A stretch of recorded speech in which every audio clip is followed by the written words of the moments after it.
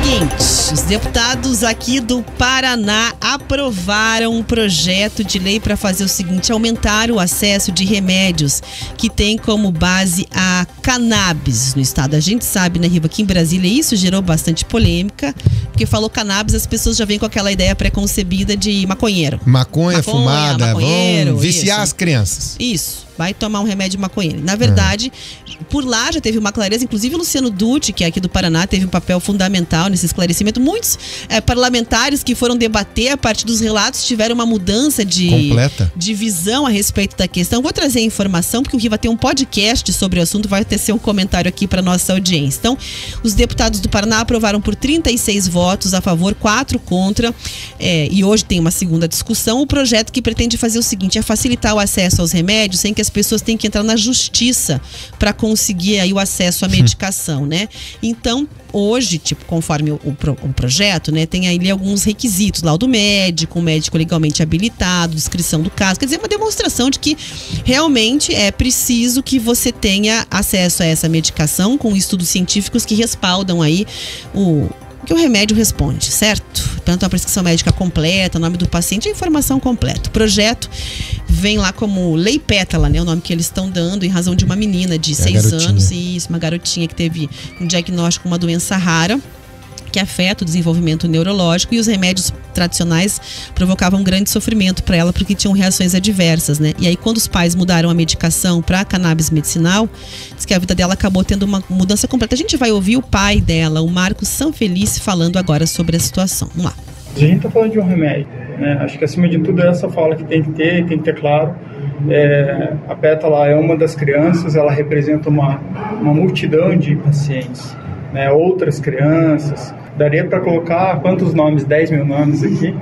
Então a Pétala, ela personifica, né, esse pedido aos deputados que tenham esse entendimento, né, acima de tudo. O projeto de lei é um passo importante, né, com certeza. Então a gente espera que a sociedade toda entenda principalmente o que mitigue seus preconceitos. Muito bem, então o projeto passou, os deputados foram convencidos da situação do Paraná, de que é preciso facilitar mesmo a vida dessas famílias que dependem dessa medicação. É de autoria do deputado Goura, do PDT, tem como coautores Paulo Litro e Michele Caputo. A gente vai ouvir o deputado Michele Caputo falando sobre a proposta. Então, o que nós estamos fazendo vai garantir que você não tenha que ficar judicializando, gastando dinheiro. Alguns e muitos paranaenses, a bem da verdade, não têm nem o conhecimento de como buscar os seus direitos, né? E muitas vezes aqueles que vão buscar se defrontam com custos disso tudo. Então, o que nós estamos garantindo é a qualidade de vida das pessoas e das famílias. Nós temos relatos aqui de crianças que tinham 38 convulsões por dia, que passaram a ter 2, 3. Quer dizer, isso em termos de qualidade de vida, em termos de condição de vida do paciente, da família, é extremamente importante. Bom, muito bem. O presidente da Assembleia Legislativa do Paraná, deputado Ademar Traiano, do PSD, também aí deu a sua declaração a respeito dessa proposta. Que houve um clamor muito grande por parte de famílias que têm, né, parentes, filhos com câncer, e entendem de que esse medicamento, né, é o canabidiol, ele pode, enfim, socorrê-los, e já tem pesquisa que fala do resultado uma vez aplicado esse medicamento. Eu consultei a Secretaria de Saúde e não houve nenhum questionamento, e entende que pode tramitar. Então, a tramitação normal, e pelo menos de parte da Secretaria de Saúde não houve nenhuma oposição à tramitação.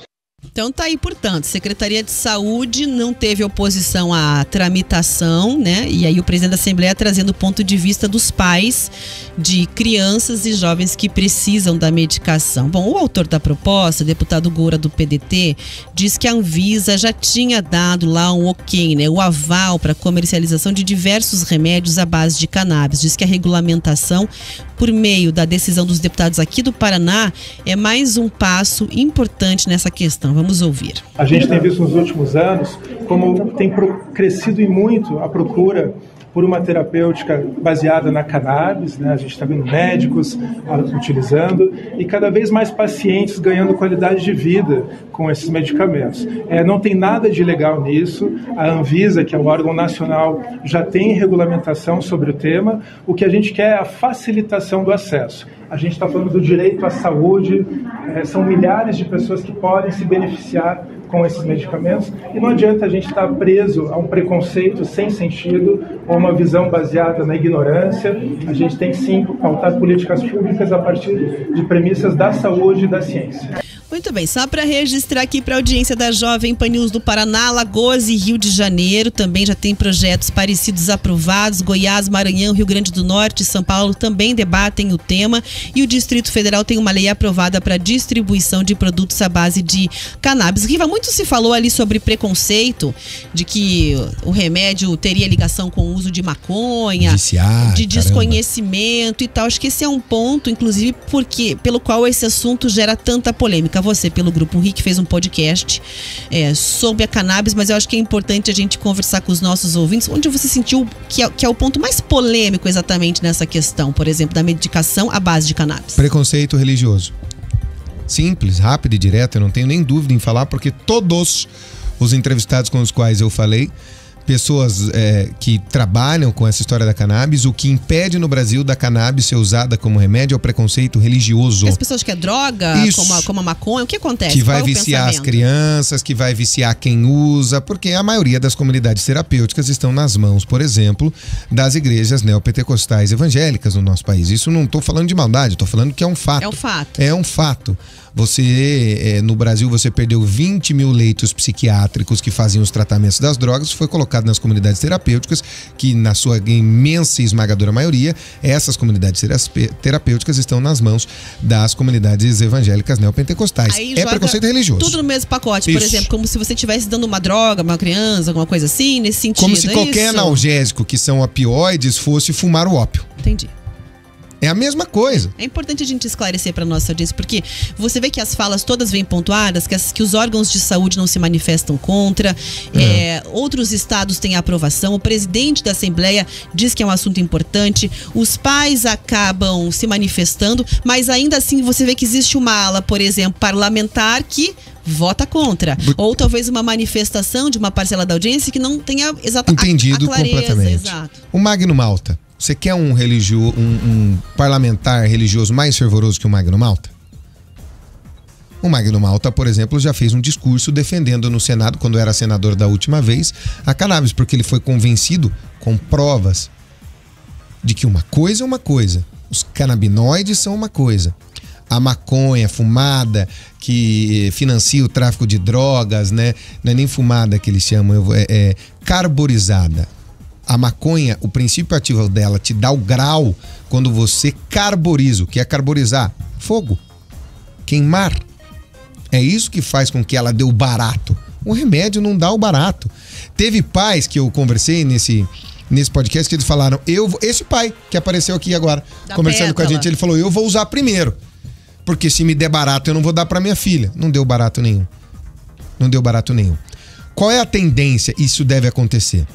Que você libere o uso dos canabinoides no nosso país, que existe a possibilidade de plantar a maconha para remédio e não para consumo, por enquanto é só maconha importada, ou que as próprias pessoas tenham liberação de produzir em casa um pé de maconha para fazer ela na panela de pressão. Um caso que uma pessoa conseguiu autorização já no Brasil, se eu não me engano, para poder fazer com esse para a questão de medicação. Não, pode. Hoje o que são feitas, Rafa? Quais são as soluções?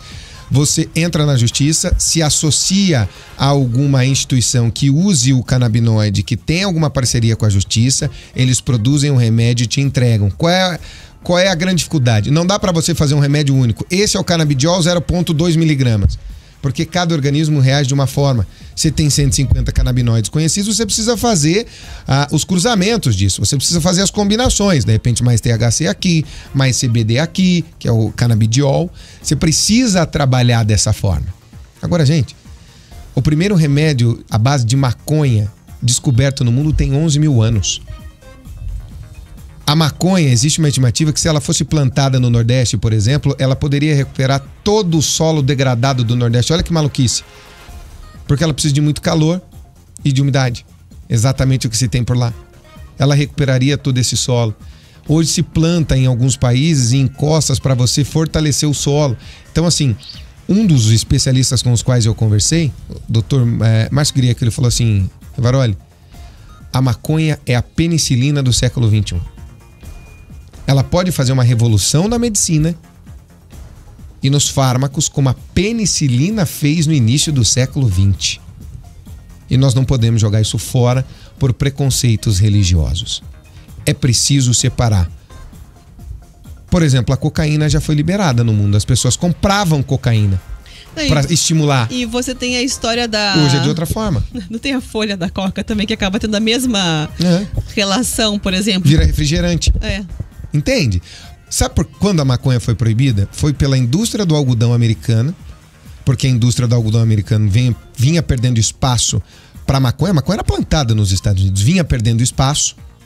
A maconha precisava de muito menos e dava muito mais, porque ela é aproveitada a 100%. A declaração da independência americana é feita num papel à base de cannabis, para você ter uma ideia de como ela era usada. E por um preconceito social americano, porque as mulheres americanas estavam indo para as comunidades americanas, Rafa. Por exemplo, chineses, negros americanos, os africanos que vinham e tudo mais, nesses locais, nesses guetos, fumavam a maconha. E aí a sociedade conservadora americana começou a falar: não, mas como nossas mulheres estão indo para lá fumar maconha com essa gente para se acalmar e ficar numa boa? Proibiram a maconha. Fizeram estudos furados com os macacos lá nos Estados Unidos na década de 70 de que a maconha causaria algum mal, principalmente para o cérebro. Isso nunca foi comprovado. Sim, mas evidentemente. Aí virou outras utilizações política. Que não são exatamente alucinógenas. Alucinógenas. Que você veta, né? Como fibra para você poder fazer até a questão de roupa. Tem toda uma indústria sustentável. Lembra das hemp? Então. Era isso. O hemp é o cânhamo. É o cânhamo, exato. É o cânhamo, é maconha. Cânhamo nada mais é do que maconha. É um tipo de maconha. Então é para esclarecer. O projeto tem relação com a questão do uso medicinal. Tem que ter uma prescrição médica. Tem casos em que tem que ficar comprovada a necessidade. Não tem nada a ver com fundo alucinógeno. Nada sei lá. Disso. Não é para maconheiro fazer em casa e fumar.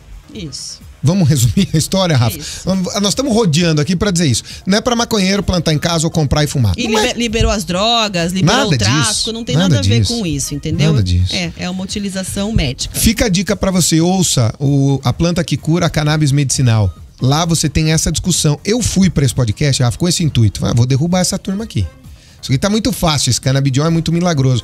Você começa a ouvir as histórias, começa a ter as coisas jogadas no seu rosto como prova científica, você fala: que ignorância minha. Então, o ouvinte que tá discordando, Riva, teu podcast, quem que você ouviu no podcast? Meu Deus do céu, são 5 episódios. Eu ouvi a maior sumidade de remédios à base de maconha no Brasil, que é o Dr. Márcio Griek. Eu ouvi esse pai, fizemos discussão com advogados de forma legal e tudo mais para entender. Teve pais que traficaram o canabidiol para poder dar para os filhos. Isso é uma situação. Eu faria a mesma coisa. Se alguma filha minha tivesse algum tipo de problema, dissesse: o canabidiol pode resolver, meu Deus. Aqui o Hospital Pequeno Príncipe já faz tratamento com canabidiol, Rafa. Uma das maiores sumidades de neurologia infantil do Brasil, que é uma doutora aqui do Hospital Pequeno Príncipe, ela até nem gosta de falar isso, mas ela participou do podcast, ela falou: eu uso o canabidiol.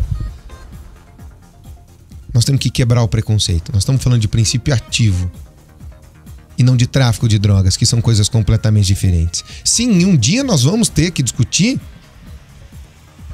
a maconha de uso recreativo. Isso vai ser discutido um dia no nosso país. Mais dia ou menos dia. Isso vai acontecer. Mas separem as coisas. Um remédio da droga do barato, do uso recreativo. Um remédio é uma coisa que está transformando vidas, está salvando vidas. Vamos pensar em alguém de mais referência? O Fogaça, que trabalha lá no Masterchef da Rede Bandeirantes.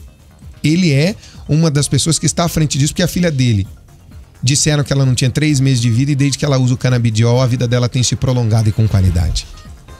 Essa é a grande diferença, Rafa.